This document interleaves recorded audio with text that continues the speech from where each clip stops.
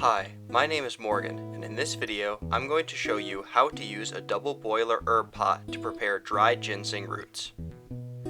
These two-lidded porcelain herb pots, often called ginseng cookers, are frequently used in traditional Chinese medicine to prevent the roots from coming in direct contact with heat and preserving all of the ginsenoside nutrients found within the ginseng roots.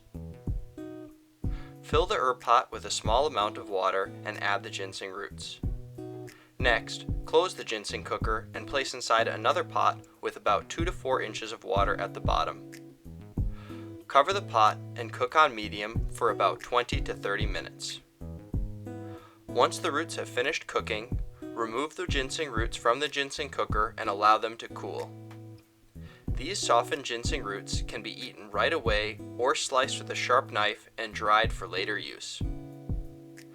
Be sure to save the water at the bottom of the ginseng cooker, which contains high concentrations of ginsenosides and can be diluted to make a few cups of ginseng tea. Check out our website, wisconsingrownginseng.com, for more recipes and information about ginseng.